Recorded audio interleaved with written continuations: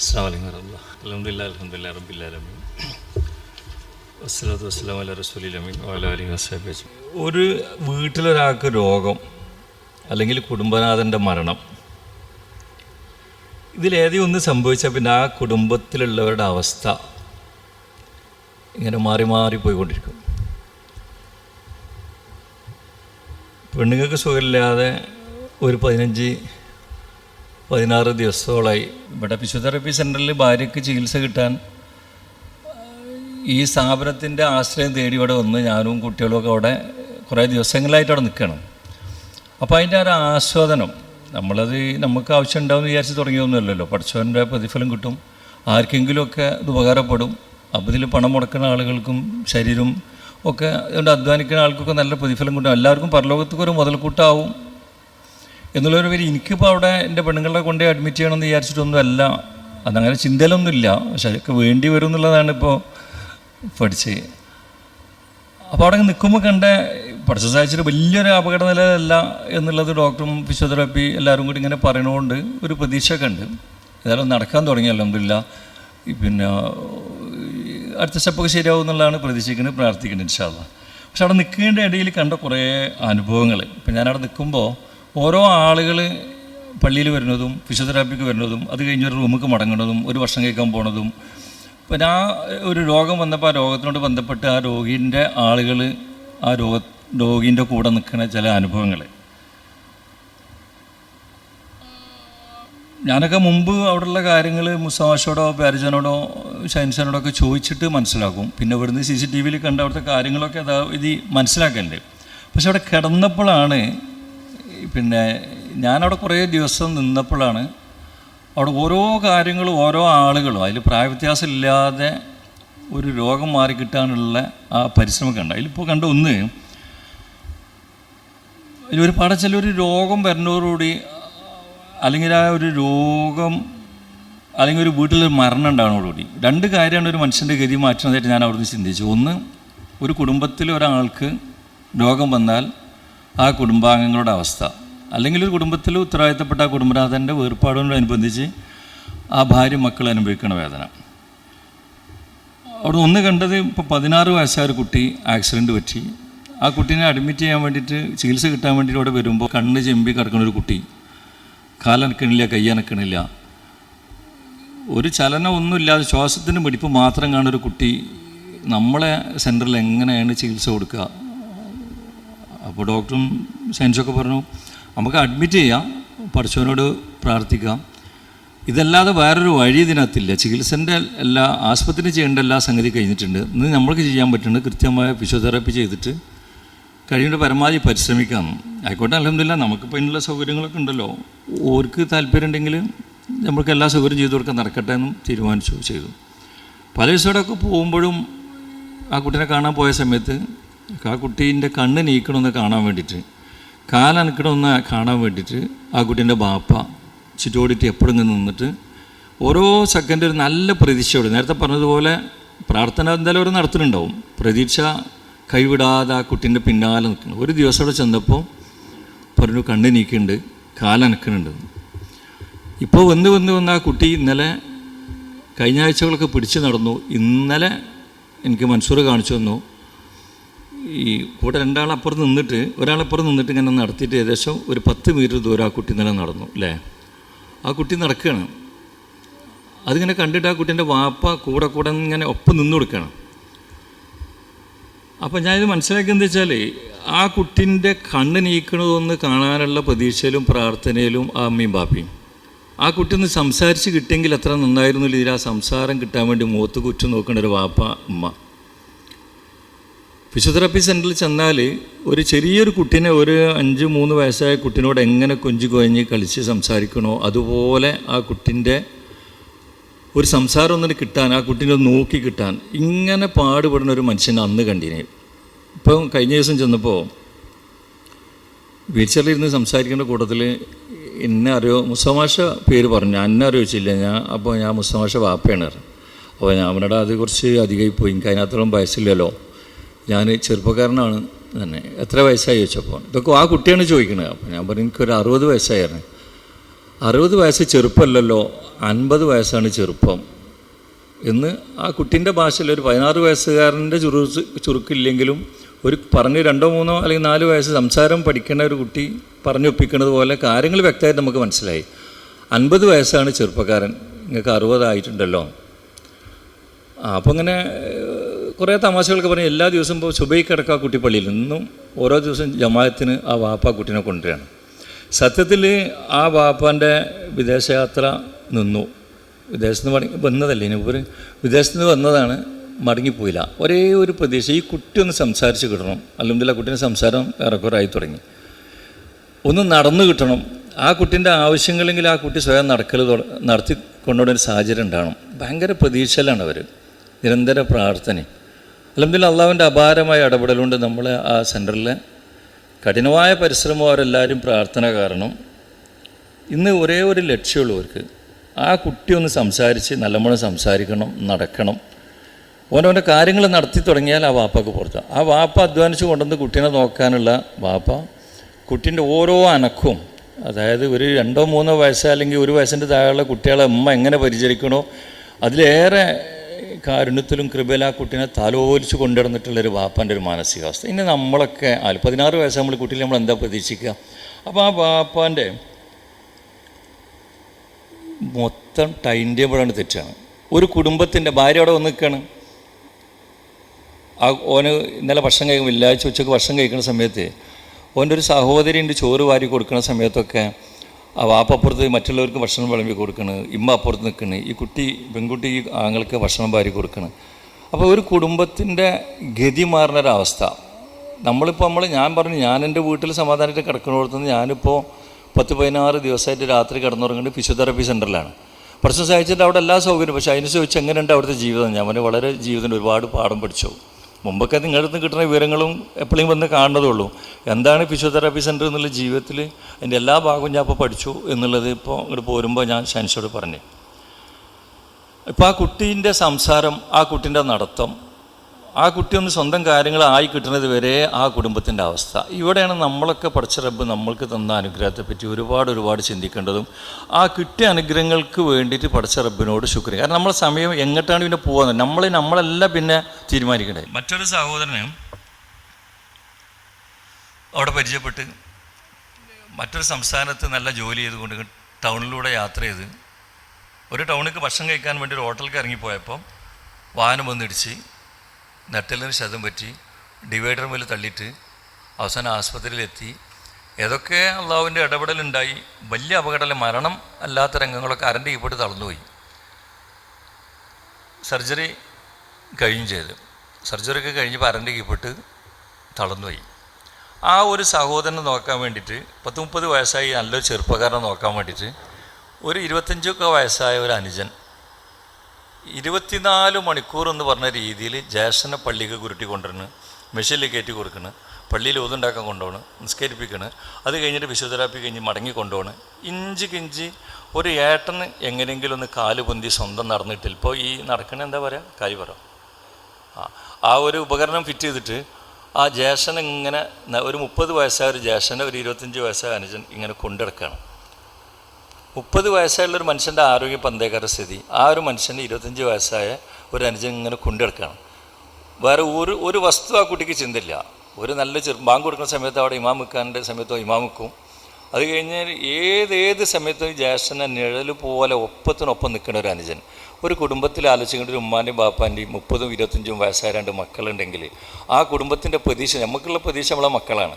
ആ മക്കളിലാണ് ഒരു 60 വയസ്സായൊക്കെ ആൾ അല്ലെങ്കിൽ ഒരു 55 വയസ്സ് കഴിഞ്ഞ് അധ്വാനിക്കാൻ നിവൃത്തിയില്ലാത്തൊരു വാപ്പ അല്ലെങ്കിൽ ഉമ്മ ഏക്കുള്ള ഏക പ്രതീക്ഷ എന്താ വെച്ചാൽ ഈ മക്കൾ വലുതാവുണ്ടല്ലോ, ഈ മക്കൾ വലുതായിട്ട് എന്തെങ്കിലും അധ്വാനിച്ചു കൊണ്ടുവരുമല്ലോ എന്ന്. ആ മക്കൾ രണ്ടും, ഒരാൾ മാരകമായ രോഗം വന്ന് അവിടെ കിടപ്പിലാവുക, അത് ചികിത്സിച്ചിട്ട് എന്തെങ്കിലും രക്ഷപ്പെടുമെന്ന് നോക്കാൻ വേണ്ടിയിട്ട് 10-25 വയസ്സായൊരു മകൻ ഇവൻ്റെ അനുജൻ ഇങ്ങനെ ഓടിക്കൊണ്ടിരിക്കുക.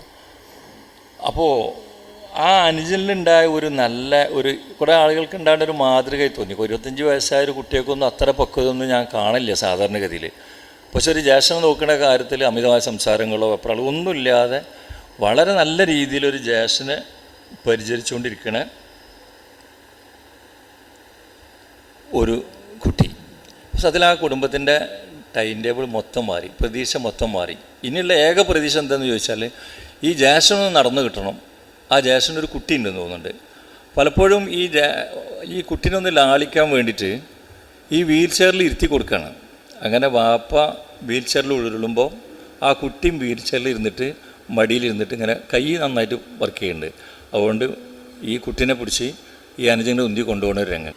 വേറെ ഒരു രംഗം കണ്ടതെന്ന് വെച്ചാൽ ഒരു വാപ്പ ഏകദേശം എന്നെ പോലെ നിരച്ച് കഴിഞ്ഞൊരു വാപ്പ ഒരു മകനെ ഇങ്ങനെ എല്ലാ ദിവസവും അവിടെ കൊണ്ട് നടക്കും. അവിടെ അഡ്മിറ്റ് ചെയ്ത രോഗിയല്ല, എല്ലാ ദിവസവും അവിടെ വാഹനത്തിൽ കൊണ്ട് നടക്കും. അപ്പോൾ ഞാൻ അവിടുന്ന് അടുത്ത് പരിചയപ്പെട്ടപ്പോൾ ചോദിച്ചു എന്താ അസുഖം എന്ന് ചോദിച്ചാൽ പറഞ്ഞു എൻ്റെ മകന് ടൗണിലൊരു ബസ് ഡ്രൈവറാണ്, കോഴിക്കോട് സിറ്റിയിൽ ബസ് ഓട്ടിക്കൊണ്ടിരിക്കുകയാണ്. പക്ഷേ ബസ് ഓട്ടിയിട്ട് ഒരു ടൗണിൽ ആളിറക്കാൻ വേണ്ടി ബസ് സൈഡാക്കി നിർത്തി. ആളിറങ്ങിയതിന് ശേഷം ബെല്ലടിച്ചിട്ട് ബസ് പോകണില്ല.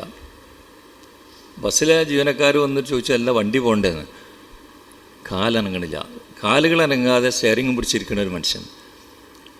അതാൻ്റെ ഒരു വലിയ ഇടപെടലുകൾ നിർത്തിയതിൻ്റെ ശേഷമാണ്, അല്ലെങ്കിൽ ബ്രേക്ക് ഔട്ടിയാണ് വണ്ടി നിർത്തിയത്.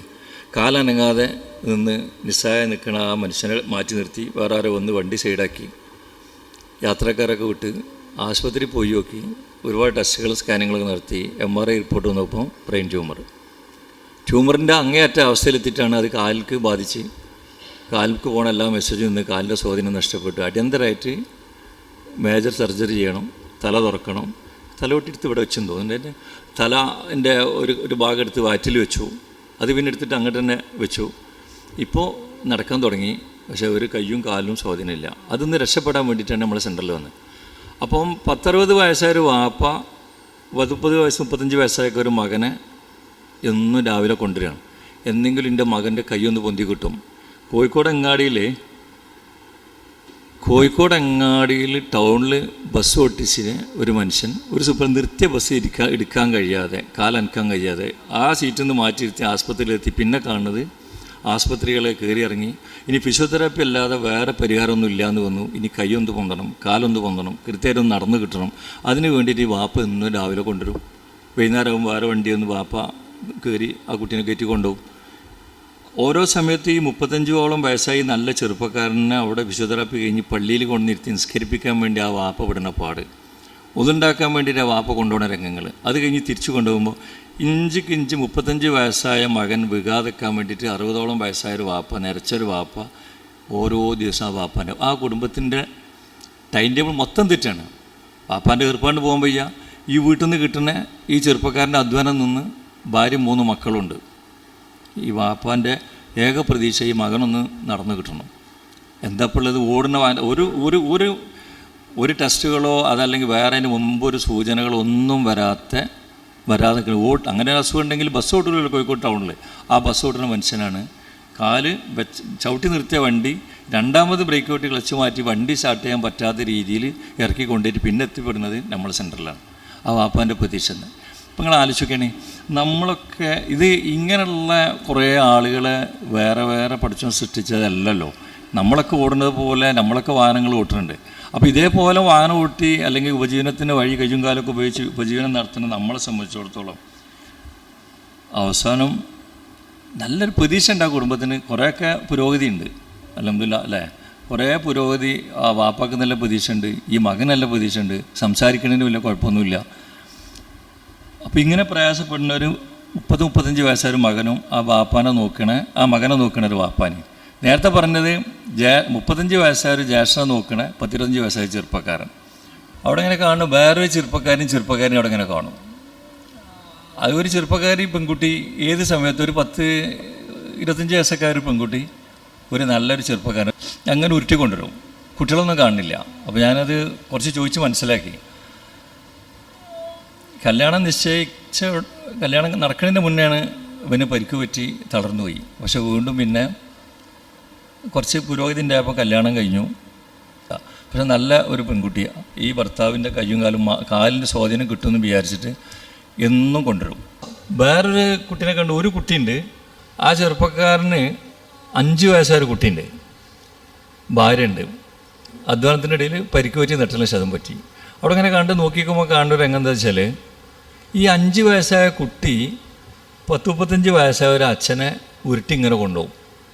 അത് ഫിസിയോതെറാപ്പിക്ക് അവർ വരും, മെഷീനിലെ പരിപാടിയൊക്കെ കഴിഞ്ഞ് വരെ ഇറക്കി വെച്ചാൽ പിന്നെ ആ കുട്ടിയാണ് ഈ അച്ഛനെ കൊണ്ടുപോകുന്നത്. ഈ കുട്ടീനെ തോളിലിട്ട് നടക്കുന്ന ആണ് അച്ഛൻ്റെ പ്രായം. അത് 35 വയസ്സായ കുട്ടിക്ക് ഒരു 4-5 വയസ്സായ കുട്ടിനെ തോളിലിട്ട് കളിപ്പിച്ച് കൊണ്ടു നടക്കേണ്ട ഒരച്ഛനെ ഈ വീൽ ചെയറിൽ ഉരുട്ടിയിട്ട് എല്ലാ സ്ഥലത്തും വീൽ ചെയറിൽ കയറ്റി കൊടുത്താൽ പിന്നെ ഓനാണ് റൂമിൽ കൊണ്ടുപോകണത്, ബാത്റൂമിൽ കൊണ്ടുപോകണത്, പിന്നെ ഒരു മെഷീൻ കഴിഞ്ഞ് മറ്റൊരു മെഷീൻ്റെ മുന്നിലേക്ക് കൊണ്ടുപോകണത് ഒക്കെ ഓന്. നിങ്ങൾ ആലോചിക്കാൻ 35 വയസ്സായ ഒരു അച്ഛനെ 5 വയസ്സായ ഒരു കുട്ടി ഇട്ടി കൊണ്ടുപോകുമ്പോൾ ആ അച്ഛൻ്റെ ഒരു മാനസികാവസ്ഥ. ഇപ്പം നമ്മളിങ്ങനെ വീൽ ചെയറിൽ ഇരിക്കുന്നുണ്ട്, നമ്മൾ തോളിലിട്ട് കളിപ്പിച്ച് ഇങ്ങനെ കൊണ്ടുവന്ന് പലതും കാട്ടിക്കൊടുത്ത് വാങ്ങിക്കൊടുത്ത് കൊണ്ടു നടക്കേണ്ട ഒരു കുട്ടി 35 നല്ല ആരോഗ്യം അരൻ്റെ മേപ്പെടുന്ന നല്ല ആരോഗ്യമുള്ളൊരു അച്ഛനെ ഇങ്ങനെ ഉന്തി കൊണ്ടുപോകും. അപ്പോൾ പല സമയത്തും ചിലരൊക്കെ ഈ അച്ഛനല്ലാത്ത പലരെയും ഇപ്പോൾ ഉന്തി കൊണ്ടുപോകണം. അപ്പോൾ ഞാൻ ചോദിച്ചിട്ട് നേരത്തെ ആ ആൾ ഉന്തി കൊണ്ടുപോയ കുട്ടിയല്ലേ, അപ്പോൾ ഏത് ആൾ വീൽ ചെയറിൽ കയറിയാലും ഒരു താത്ത അവിടെ കുറേ കാലം അവിടെ ചികിത്സയുള്ള ഒരു താത്തണ്ട്, ആ താത്താനെ ഇവൻ ഉറ്റി കൊണ്ടുപോകുന്നുണ്ട്. അപ്പോൾ ഇവനങ്ങോട്ട് കൊണ്ടുപോയി. അപ്പോൾ ഇവിടുന്ന് ഇറങ്ങിക്കഴിഞ്ഞാൽ ഓരോ റൂമുക്ക് കൊണ്ടുപോയി കൊടുക്കാൻ ആളെ കൊണ്ടുപോയി പിന്നെയും വരിക, പിന്നെയും കൊണ്ടുപോയി പിന്നെയും വരിക. ഈ കുട്ടീൻ്റെ പണി എന്താണെന്ന് ചോദിച്ചാൽ അവിടെ വീൽ ചെയറിൽ ഇരിക്കുന്ന ആളുകൾ മുഴുവനും ഓരോ റൂമുക്ക് എത്തിച്ചു കൊടുക്കുക, അവിടുത്തെ ചില സ്ഥലങ്ങളിൽ അങ്ങോട്ടും ഇങ്ങോട്ടും മാറ്റി കൊണ്ടെടുക്കുക. അപ്പോൾ എല്ലാവരും അവന് വിട്ടുകൊടുക്കും. അവൻ്റെ ഒരു ആഗ്രഹമില്ല. 5 വയസ്സായ ഒരു കുട്ടിയാണ്, 5-6 വയസ്സായ ഒരു കുട്ടിയാണ് അവിടെയുള്ള മനുഷ്യൻ. ആ കുട്ടീൻ്റെ ഒരു മനസ്സ് ഞാൻ ആലോചിച്ച് നോക്കി. ഞാൻ പറഞ്ഞതെന്ന് വെച്ചാൽ ഒരു രോഗം വരുന്നതോടുകൂടി അല്ലെങ്കിൽ ഒരു വീട്ടിലൊരു മരണം സംഭവിക്കുന്നതോടുകൂടി കുടുംബത്തിൻ്റെ മൊത്തം താളം. കുട്ടികളെ സെക്ഷനിലൊക്കെ പോയി നോക്കുമ്പോൾ ഒരു 10-15ഓളം കുട്ടികൾ. ഇപ്പോൾ ഒരു കുട്ടി ഉണ്ടായി പള്ളയിലുണ്ടായി എന്ന് പറയുമ്പോൾ അന്ന് തുടങ്ങും പലതരം സ്കാനിങ്ങുകൾ. എന്തെല്ലാം ആദ്യമൊക്കെ നമുക്കൊക്കെ ചെറിയ കുട്ടികളുടെ കാലത്ത് 2-3 സ്കാനിങ്ങോ അല്ലെങ്കിൽ 6 മാസം കൂടുമ്പോഴോ കൊല്ലത്തിൽ എപ്പോഴെങ്കിലുമൊക്കെ സ്കാനിങ്ങൊക്കെ കേട്ടിട്ടുള്ളേ. ഇന്ന് പള്ളയിലുണ്ടായി കഴിഞ്ഞാൽ ആ മാസം മുതൽ ഓരോ മാസം ഡോക്ടർമാരെ കാണാൻ ചെല്ലുമ്പോഴും ആ സ്കാനിങ് ഈ സ്കാനിങ് നിരന്തര സ്കാനിങ്ങുകൾ നടത്തിക്കൊണ്ടിരിക്കുന്ന സമയം. എന്താ വെച്ചാൽ ജനിച്ചു വീഴുന്ന കുട്ടിക്കൊരു തകരാറൊന്നും ഉണ്ടാവരുത്. വല്ല തകരാറും അതിലുണ്ടെങ്കിൽ അത് മാറ്റാനുള്ള വല്ല വഴികളുണ്ടോ എന്നുള്ളത് ഒരുപാട് ടെസ്റ്റുകളും ചികിത്സകളൊക്കെ നടത്തി ജനിക്കുമ്പോൾ ഒരു പൂർണ്ണ ആരോഗ്യത്തോടുള്ള നല്ല ഒരു കുട്ടിയായി ജനിച്ചു വീണേന്നാണ് ഓരോ ബാപ്പാൻ്റെയും ഉമ്മാൻ്റെയും പ്രാർത്ഥന. പക്ഷെ അവിടെ ചെന്ന് കാണുമ്പോൾ കുറേ കുട്ടികൾ 2 വയസ്സ് 3 വയസ്സ് 4 വയസ്സ് 10 വയസ്സൊക്കെ ആയിട്ട് കഴുത്തോർക്കാത്ത കുട്ടികൾ, കയ്യിൻ്റെയും കാലിൻ്റെയും മണ്ണം വെക്കാതെ വളഞ്ഞു തിരിഞ്ഞെടുക്കണ കൈകാലുകൾ, നെട്ടലിന് ബലമില്ലാത്തതിന് വലിയ 6, 7, 8 വയസ്സായ കുട്ടികൾ ഇരിക്കാൻ കഴിയാതെ നിത്യം കിടന്നു പോണത്. ഈ ഉമ്മാൻ്റെയും ബാപ്പാൻ്റെയും ഒരേ ഒരു ആഗ്രഹം ഈ കുട്ടികളൊന്ന് ഇരുന്ന് കിട്ടിയെങ്കിൽ, ഈ കുട്ടികളെ കഴുത്തൊന്ന് ഉറച്ചിട്ടെങ്കിൽ, ഈ കുട്ടികളെ കൈകൊണ്ടെന്ന് പാരുക ഒന്ന് എന്തെങ്കിലും ഒന്ന് ഈ കുട്ടികൾ ചെയ്താൽ തിരക്കണില്ല. ഇവിടെ വരുമ്പോൾ തന്നെ ഡോക്ടറും അതിൻ്റെ രേഖകളും ഇവരൊക്കെ എല്ലാവരും നോക്കുമ്പോൾ ഇനി കൂടുതൽ മൂർധന്യാവസ്ഥയ്ക്ക് പോകാതിരിക്കാനെങ്കിലും നമ്മളെ ഫിസിയോതെറാപ്പി ആയിട്ട് നമുക്ക് ഒരു 100% പെട്ടെന്ന് മാറ്റിയെടുക്കാൻ നമുക്ക് പറ്റില്ലെങ്കിലും ചികിത്സ നിർബന്ധമാണ് നമുക്ക് കൊടുക്കാമെന്ന്. പിന്നെ അവിടെ ചെന്ന് നോക്കുമ്പോൾ ആ സഹോദരിമാരെല്ലാം ഭർത്താവിനൊന്നിച്ച് സുഖസുന്ദരമായിട്ട് ആടിപ്പാടി ചാടി കല്യാണവും സൽക്കാരവും അടിച്ചു പൊളിച്ച് ജീവിക്കേണ്ട പ്രായത്തിലുള്ള ആ ചെറു പ്രായത്തിൽ 10-25 വയസ്സിൽ കല്യാണം കഴിഞ്ഞ് 1, 2, 3 കൊല്ലം കഴിഞ്ഞുണ്ടായ കുട്ടി, ആ കുട്ടി ഉണ്ടായതോടുകൂടി പിന്നെ ജീവിതത്തിൻ്റെ മൊത്തം ടൈം ടേബിൾ മാറുകയാണ്. അത് മാറിയിട്ട് 10 കൊല്ലമായ കുട്ടിനെ 1 വയസ്സായ കുട്ടിനെ തോളിലിട്ട് കൊണ്ടു നടക്കുന്നത് പോലെ കൊണ്ടു നടക്കുന്ന താത്താർ. ഈ മക്കൾക്ക് എന്തെങ്കിലും എന്നാൽ ഒരു പ്രതീക്ഷ ഒരു കൈവിട്ടില്ല. ഒരു രാവിലെ കുളിച്ച് മാറ്റി 9 മണിയാകുമ്പോഴത്തേനും അവിടെ മെഷീൻ്റെ മുന്നിൽ ഒരു എത്താണ്. നിങ്ങളാലോചിക്ക് ഈ 10 വയസ്സായ കുട്ടിക്ക് വയറ്റുന്ന് പോകണം മൂത്രം പോകണമെന്ന് അറിയാം. അപ്പോൾ ഇതിന് എത്രങ്ങാനും പൈസൻ്റെ ഡയപ്പറുകൾ വാങ്ങണം. അപ്പോൾ ഇത് ജീവിതത്തിൻ്റെ മൊത്തം ടൈം ടേബിൾ മാറി. നമ്മൾ ആ സമയത്ത് നമ്മളെ കയ്യിൽ അങ്ങനത്തെ യാതൊരു ചിന്ത നമുക്കില്ല. നമ്മൾ കുട്ടികൾ 2 വയസ്സാകുമ്പോൾ അത് നീച്ച് നടന്നോളും, ആയിട്ട് തിന്നോളും കുടിച്ചോളും ഓടിക്കോളും.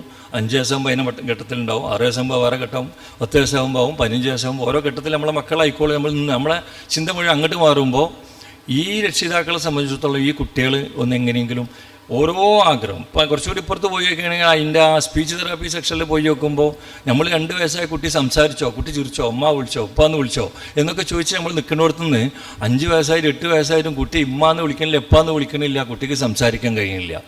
കുട്ടി എന്ത് പറയുമ്പോൾ നോക്കിക്കൊണ്ടൊരു കുട്ടി, ആ കുട്ടീനെ നോക്കി നടക്കുന്ന ഒരു ഉമ്മ. എന്താ പ്രതീക്ഷ?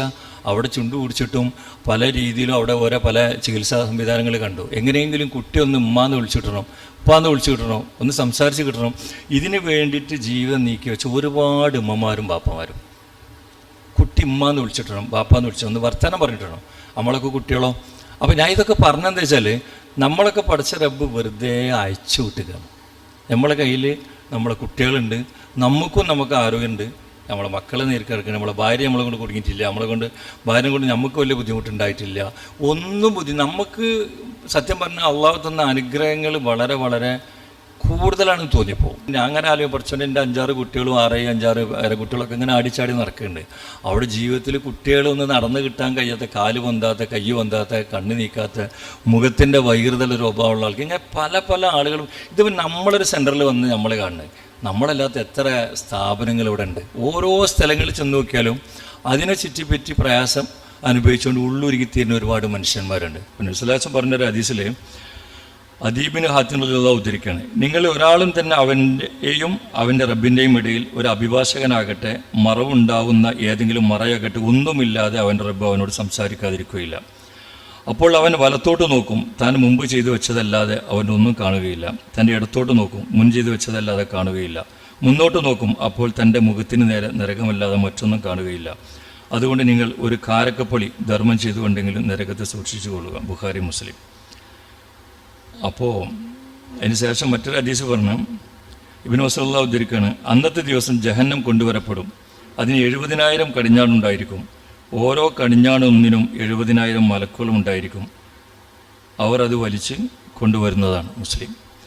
അപ്പം ഇത്ര ഭയാനകമായൊരു ദിവസം അവിടെ നമ്മൾ ചെയ്തു വെച്ച സൽക്കരം വലത്തോട്ട് നോക്കുമ്പോൾ ഇടത്തോട്ട് നോക്കുമ്പോൾ നമ്മൾ ചെയ്തു വെച്ചത് നമ്മൾ കാണുള്ളെങ്കിൽ അവിടെ നമ്മൾക്ക് ഇപ്പോൾ ചെയ്യാൻ പറ്റിയതൊരു കാരക്കപ്പൊളി ധർമ്മം ചെയ്തിട്ടെങ്കിലും നിങ്ങൾ നരകത്തെത്തുള്ളൂ കടക്കുക എന്ന് പറയുമ്പോൾ, അപ്പോൾ ഇത്ര വലിയൊരു സംവിധാനം. അപ്പോൾ നമ്മളെ സംബന്ധിച്ചിടത്തോളം ഈ സെൻറ്റർ നമ്മളെ പടച്ചറബിൻ്റെ വലിയ ഔദാര്യം കൊണ്ട് നമുക്കിതിൻ്റെ അള്ളാഹ് നമുക്ക് തന്ന നമ്മളെ കയ്യിൽ തന്ന അനുഗ്രഹത്തിൻ്റെ വലുപ്പം നമ്മളൊക്കെ അതിൻ്റെ ഗുണഭോക്താക്കളായി മാറുമ്പോഴാണ് ഇപ്പോൾ ഞാനത് മനസ്സിലാക്കുന്നത്. ഫിസിയോതെറാപ്പിയിൽ അതിൻ്റെ A to Z കാര്യങ്ങൾ കുറ്റിയടിക്കണ ബിൽഡിങ്ങിന് കുറ്റിയടിക്കണ പോലെ ഇന്നോളം ഒപ്പം എല്ലാ കാര്യങ്ങളും ഒപ്പം നിന്നിട്ട് പോലും അവിടെ ഒരു രോഗീൻ്റെ ഭർത്താവ് ഒരു ആവശ്യക്കാരനായി അവിടെ ചെന്ന് നിന്ന് കുറേ ദിവസങ്ങൾ നിൽക്കുമ്പോഴാണ് ആ സ്ഥാപനം ആളുകൾക്ക് ഉപകാരപ്പെടുന്നത്. എത്ര രീതിയിലാണ്, എത്രത്തോളം ആളുകൾക്ക് ഉപകാരപ്പെടുന്നുണ്ട്, എത്രത്തോളം ആ സ്ഥാപനം കൊണ്ട് ആളുകൾക്ക് ഫലം കിട്ടുന്നുണ്ട് എന്നൊക്കെ സത്യത്തിൽ അതിൻ്റെ ഒരു അനുഭവസ്ഥനായി വന്നപ്പോഴാണ് ഞാനൊക്കെ പഠിക്കുന്നത്.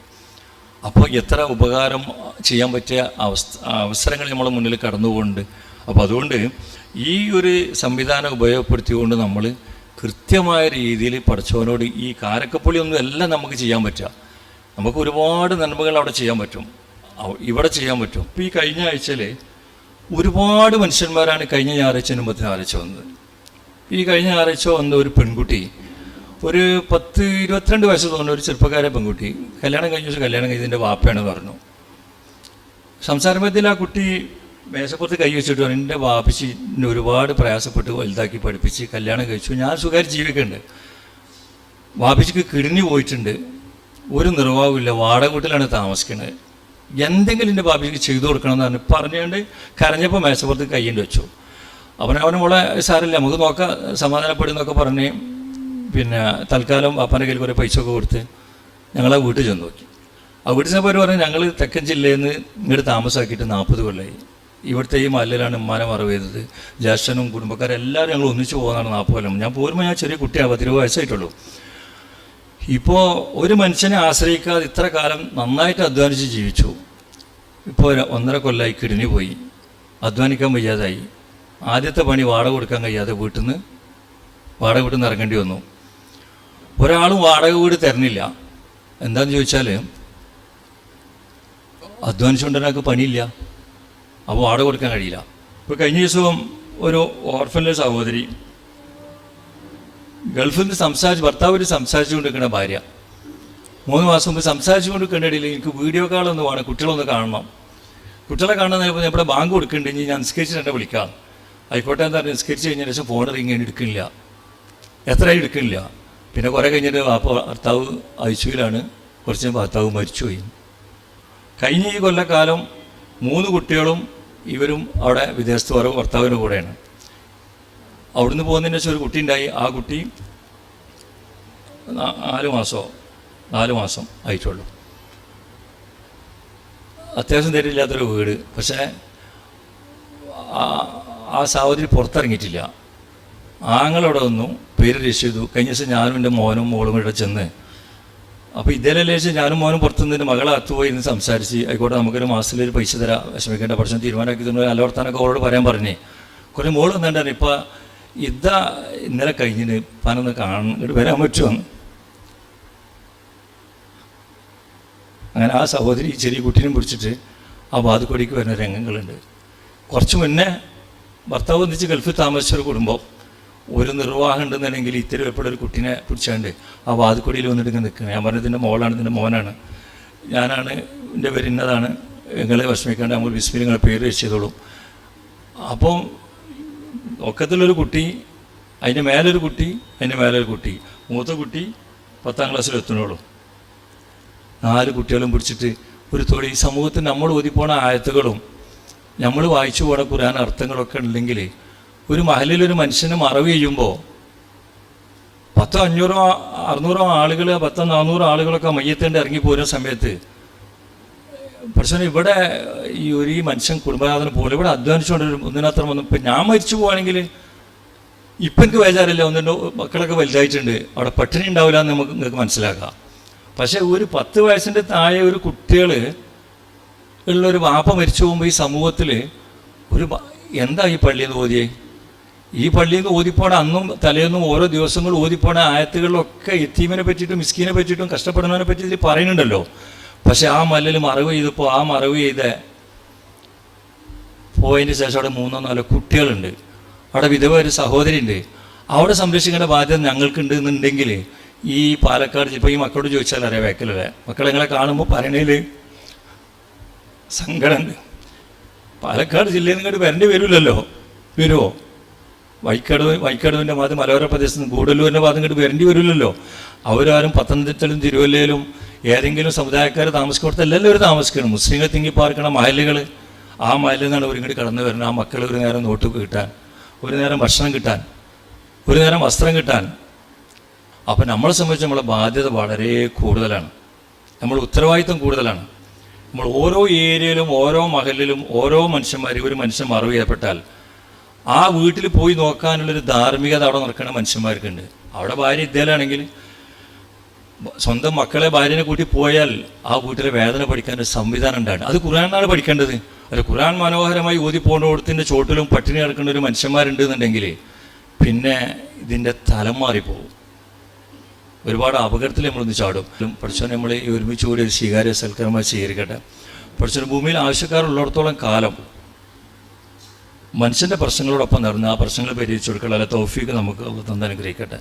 നാട്ടിൻ്റെ വിവിധ ഭാഗങ്ങളിൽ പ്രയാസനിപ്പിക്കുന്ന ഒരുപാട് ആളുകളുണ്ട്, പല പല കൂട്ടായ്മകളുണ്ട്. പഠിച്ചവനെ സൗദ്ദേശത്ത് നടത്തുന്ന എല്ലാ സംവിധാനവും പഠിച്ചവൻ നല്ല രീതിയിൽ വിജയിപ്പിക്കണം.